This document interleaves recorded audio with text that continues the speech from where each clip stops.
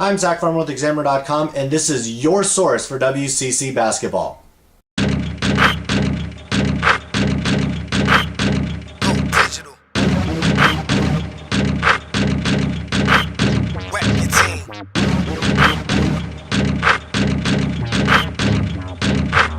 break your ankles if I post up, pivot. If I'm open and I shoot it, if not, then I dish it.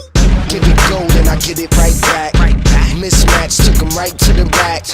Tell you haters, get off my back. Hit a ref, blow the whistle, and one in fact. Ain't no D'ing me up when I jump like Scotty just beat. I'm Zach Farmer with Examiner.com. Over the past month or so, I've been doing these top 5 lists, top 5 point guard, top 5 center, forward, guard, that sort of stuff. And last week we did the beginning of the top 25 overall in the WCC. And today is going to be numbers 20 through 16. But first, let's take a look back at numbers 25 through 21. Number 25 was Guy Landry-Eddy of Gonzaga. Number 24 is Thomas Vandermars of Portland. 23, Nee Harrison, the forward from Santa Clara. 22, Dominique O'Connor from San Francisco. And number 21, Dennis Kramer from San Diego. Now let's take a look at the next 5, starting with number 20. At number 20 is LMU's Godwin Okonji. Okonji may not rack up stats and put up big numbers in any category, whether that be points, rebounds, blocks, but he is ever so crucial to what LMU does, especially defensively. When you've had guys on the team like Ashley Hamilton, Anthony Ireland, or Drew Viney, you don't have to take up a lot of the scoring load, and that's exactly what Okonji does. He doesn't need to do that, so he's able to do other things to help that team win. Now without Viney around, he will be expected to take up a little bit more of the slack heading into next season, and he should be one of the better centers in the West Coast Conference. At 19 is Santa Clara guard Evan Roquemore.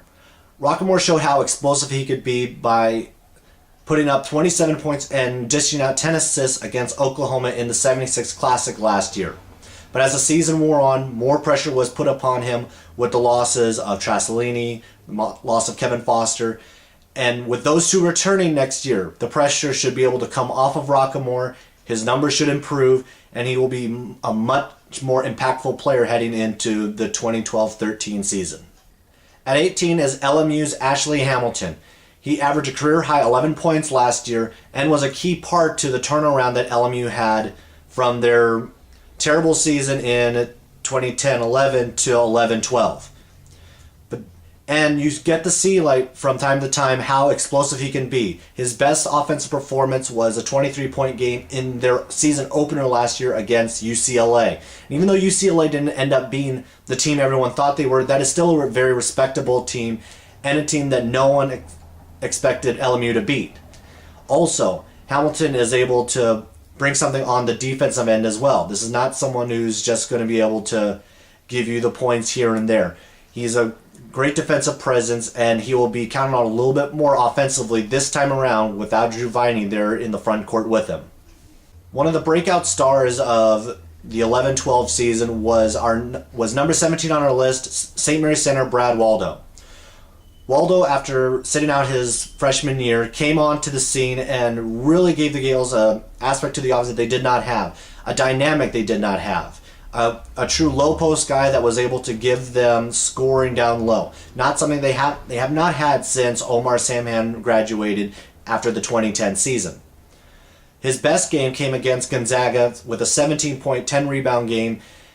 And when healthy, he can be one of the better centers in this league. But that's going to be a question of whether or not he can carry that endurance through an entire season. He battled some injuries mid to late conference play last year, and his health is going to be a big key to how successful he can be.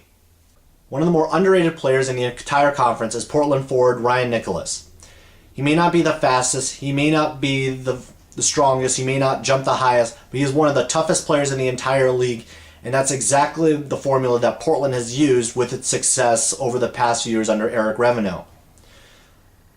After not playing much his freshman year, he averaged 11 points and grabbed 7 rebounds a game last season, and his best performance came against BYU when he scored 19 points and grabbed 14 rebounds. He also lit it up in the conference tournament when he scored 24 points against Santa Clara in the opening round. If he can continue this growth and the growth of the other young players that Portland has accumulated over the past year, Portland could be a force to be reckoned with, maybe not this coming year, but in the years to come.